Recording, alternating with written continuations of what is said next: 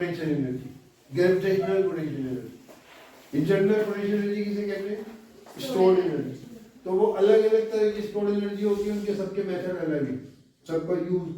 हम जो बात कर रहे हो ग्रेविटेशनल पोटेंशियल, ये ग्रेविटी की वजह से जो पोटेंशियल एनर्जी आती है। ग्रेविटी का मतलब ग्रेविटेशनल फोर्स क्या चाहती है? हर चीज को अपनी तरफ खींचना चाहती है। अर्थ जो है हर चीज को अपनी तरफ खींच रही है। और वो जब जमीन के ऊपर हम ये एज्यूम करते हैं जमीन की सरफेस पे पोटेंशियल एनर्जी जीरो, हम उसको जीरो लेवल मानते हैं।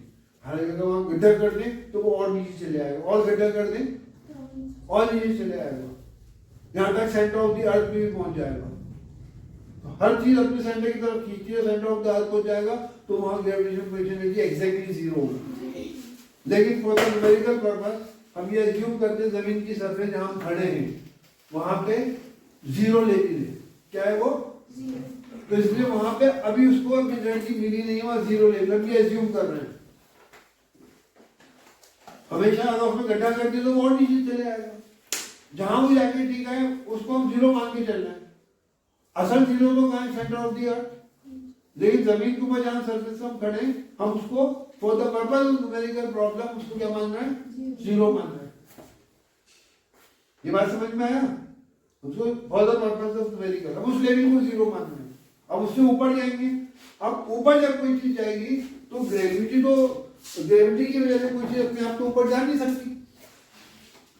ऊपर जाएगी तो कैसे जाएगी? कोई उसको लेके जाएगा या अपने आप चली जाएगी ऊपर? बताओ दोनों में से कौन सी बात होगी? जब कोई लेके जाएगा तो वर्क डन कौन कर रहा है? जो मशीन, जो भी है, इंसान है जो मशीन है, तो वर्क डन कौन कर रहा है? मशीन कर रही है। वो वर्क डन कर रहा है, उसकी एनर्जी यूज होगी। और जिसको लेके जा रहा है उसका लिए क्या होगा? वो work done on the object. समझ में आया? और जब work done on the object होता है तो जब किसी ऑब्जेक्ट पे वर्क होता है, बाहर की कोई चीज कर रही है, तो वो वर्क किस फॉर्म में जमा हो जाता है? एनर्जी की फॉर्म में जमा हो जाता है। वो वर्क एनर्जी की फॉर्म में जमा हो जाता है। उसमें हम अगर वो ग्रेविटेशनल पोटेंशियल, ग्रेविटी की वजह से वो एनर्जी है तो हम कहेंगे ग्रेविटेशनल पोटेंशियल एनर्जी। तो इसलिए इसका हम ये एज्यूम करेंगे कि a body like an object has mass, object में कितना मास है? हैज मास एंड क्या? केजी। ठीक है, आसान है। And it is lifted to height h metre from surface of earth, from surface of earth. Earth से उसको एक हाइट के ऊपर ले लें। ये बात समझ में आया? तो फोर्स, मिनिमम फोर्स जो होगी, minimum force to lift the object, to lift the, वो किसके बराबर होगी? किसी ऑब्जेक्ट को उठाने के लिए मिनिमम फोर्स कितनी चाहिए? उसको उठाने से कौन रोक रहा था? उसका वेट ग्रेविटेशनल फोर्स थी तो उसको ऊपर जाने नहीं दे रही। तो मिनिमम फोर्स उस वेट के बराबर होनी चाहिए। अगर उसका वेट, समझ में आ रही बात है? मिनिमम फोर्स उसके बराबर होना चाहिए वेट के बराबर। अगर आप वेट से कम फोर्स लगाएंगे तो वो ऊपर नहीं उठेगा। बात समझ में आ रही है? क्यों? अब मेरी सिंपल सी एग्जांपल है कि फॉर एग्जांपल ये टेबल है, अब मैं आप में से किसी से कहूँ ये टेबल उठा दो, पीछे से उसको कहूँगा तो वो कहेगी सर क्या मेरे को बोर्ड ये कैसे उठ सकती है? तो उसके लिए बहुत भारी है। She will not be able to apply that much force which is required to lift this weight. Minimum force उसके बराबर होनी चाहिए जो उसका वेट है, मतलब उठेगी नहीं। मिनिमम इसलिए कह रहा हूं, आदमी उससे ज्यादा नहीं फोर्स लगा सकता तो आसानी से उड़ जाएगी। एक बड़ा आदमी है, उससे वो ये पत्थर उठाओ तो वो उससे ज्यादा फोर्स लगाएगा जितना उसका वेट है, वो 1 मिनट में ऊपर ले जाएगा। छोटा बच्चा जो है उसको इतनी फोर्स नहीं लगा पाएगा जब तक वो उस वेट के बराबर ना हो। अंडरस्टैंड? तो मिनिमम फोर्स प्रैक्टिकली मतलब थ्योरेटिकल पर्पस के लिए जो किसी चीज को उठाने के लिए चाहिए वो वेट के बराबर होना चाहिए। तो minimum force required to lift the object वो कितना होगा? Weight of object, weight of, और ऑब्जेक्ट का वेट का क्या फॉर्मूला है? अरे बताओ भाई, m into g। भाई वही तो वेट का, वही फोर्स का जो फॉर्मूला है, ये ग्रेविटेशनल फोर्स है। इससे पहले वाले फॉर्मूले में हमने फोर्स का क्या फॉर्मूला लगाया था? m into a। अब हम ग्रेविटेशनल फोर्स की बात कर रहे हैं, तो m तो अपनी जगह रहेगा और क्या आ जाएगा? g आ जाएगा, और मास हम पहले ही मान चुके उसके m। ये बात समझ में आ गई? और डिस्टेंस कितना उसने कितना मूव करा है? h metre. ठीक है, फोर्स भी है, डिस्टेंस भी है। क्या निकल आएगा? Work done on the object, work done on the object क्या होगा बताइए मुझे? Force into displacement.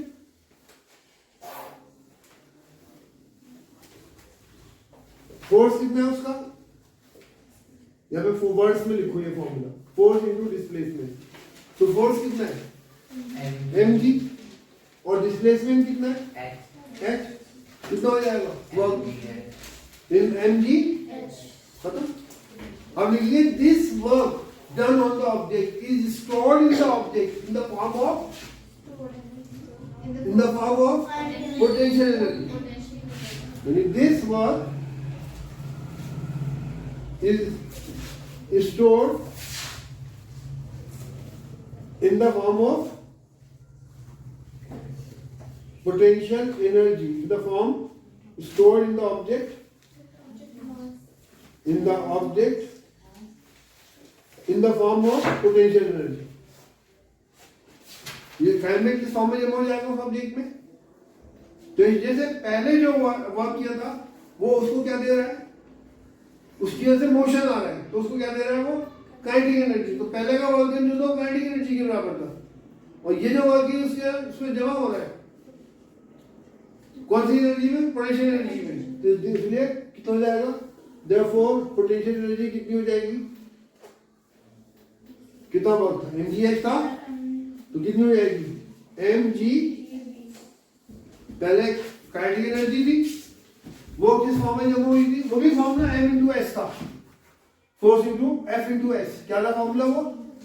f into, आप याद करो, कंपेयर करो, फोर्स इज वर्क डन किसके बराबर था आपका? Force into s।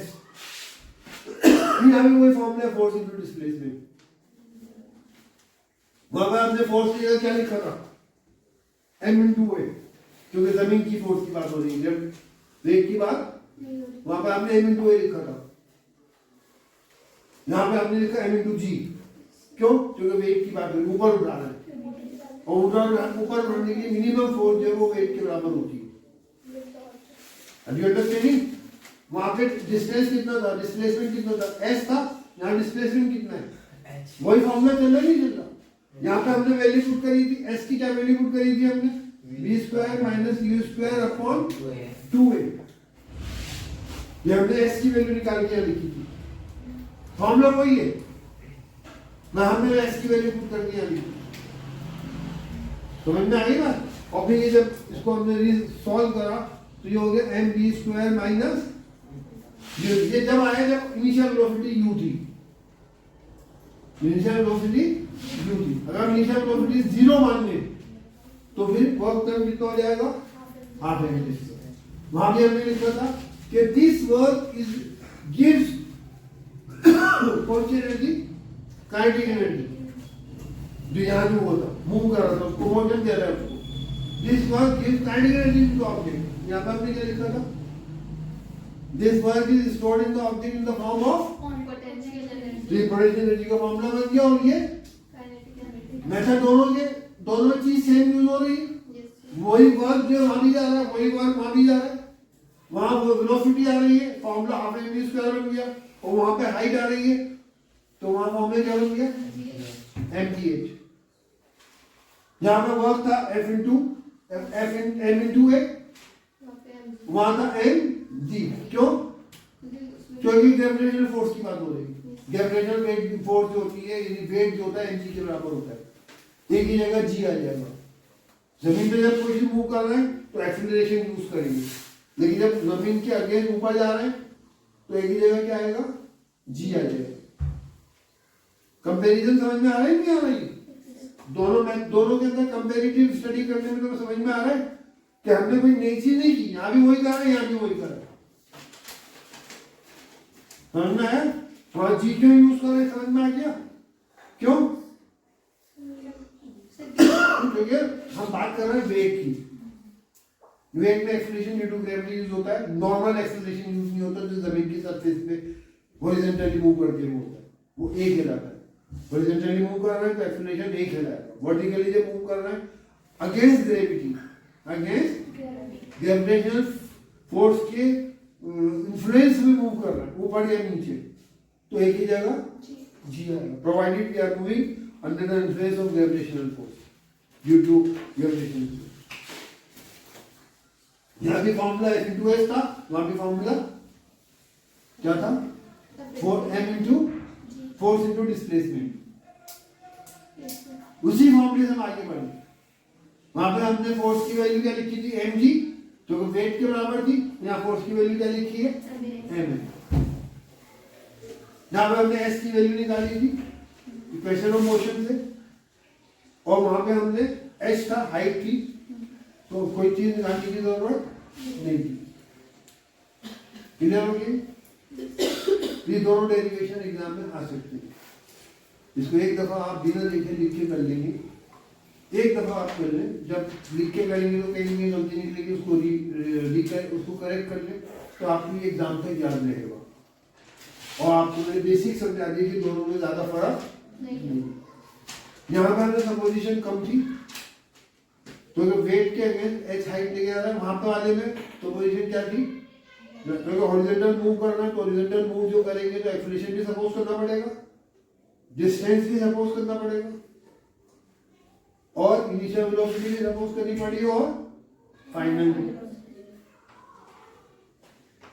यहाँ पे इनिशियल और फाइनल वेलोसिटी की जरूरत नहीं, तो वर्क जो है वो डायरेक्ट निकल रहा है। पॉइंट क्लियर हो गया? अब हम इसके आगे के मैं उस पर आ रहे हैं। आगे उसके बाद है हमारे पास पावर। क्या? अब ये पावर का जो फॉर्मूला है ये आप खुद ही डिफाइन करेंगे, मैं फॉर्मूला लिख रहा हूँ। डेफिनेशन भी आप पावर की अपने आप दोगे, जो मेथड बताया उसको दिमाग में रखो, ये मेथड जो सिखा रहा हूँ उसको सीख लो, जिंदगी भर काम आएगा। पावर जो होती है तो फॉर्मूला है वर्क डन अपॉन टाइम,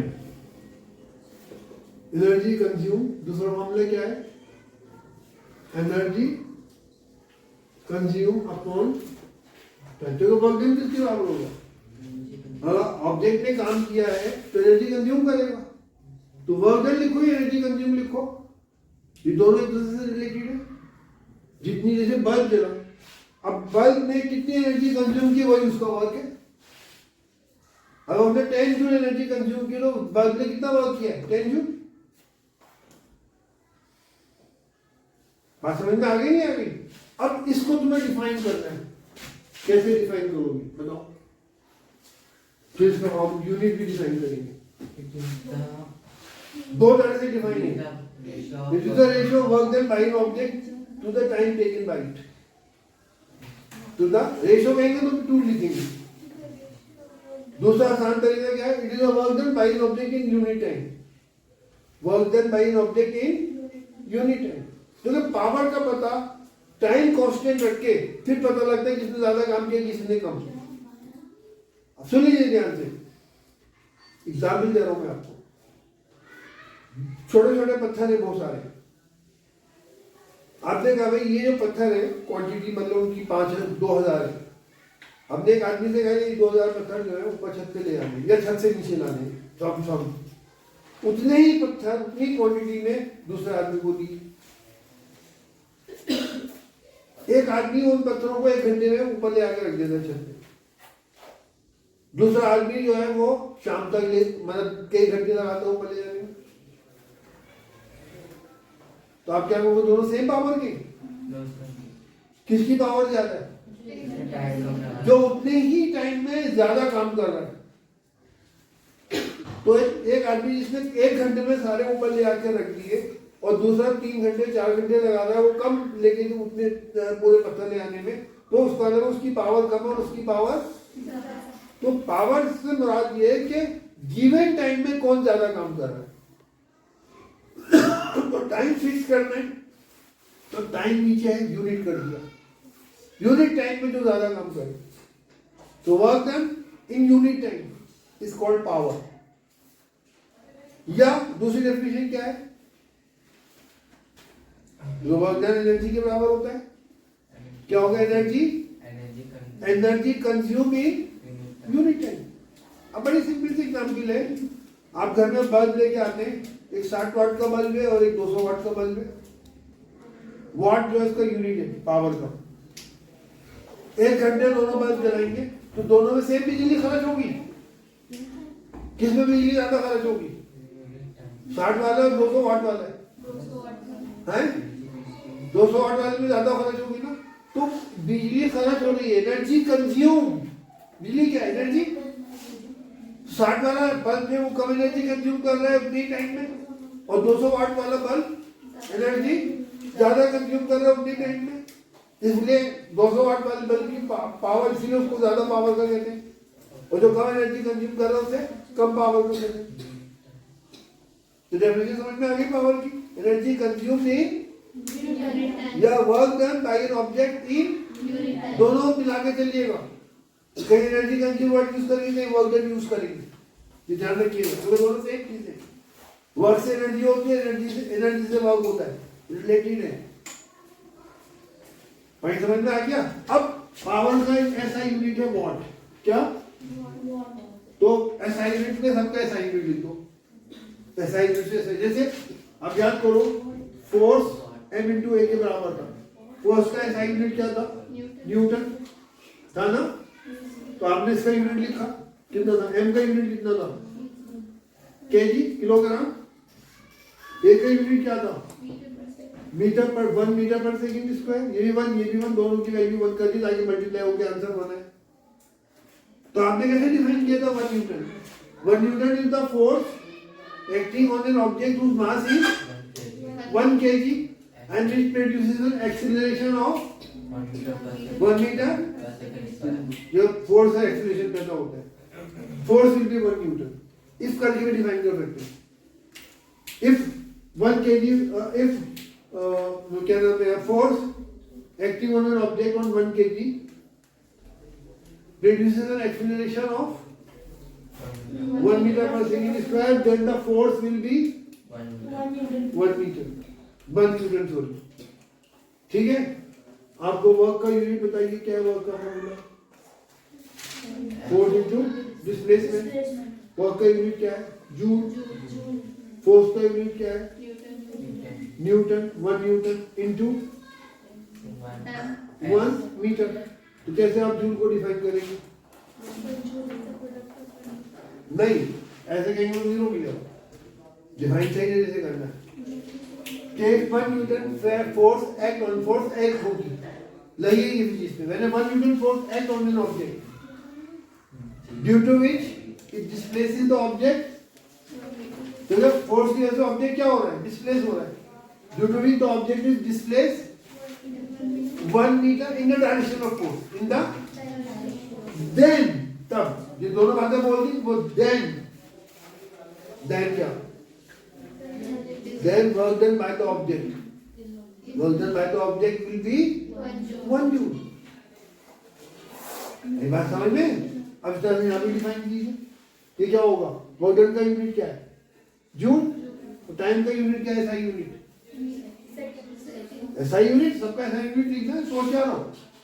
अब बताओ व्हाट की डेफिनेशन होगी, इफ करके शुरू करो। इफ, यहां से शुरू करो, If 1 joule work is done by an object। बात हो गई पूरी। क्यों, टाइम को हम फरिश्ता आगे जिक्र करेंगे आपको, ये पूरी बात बतानी है ना यहाँ से। अगर If 1 joule work is done by an object, खत्म हो गई बात।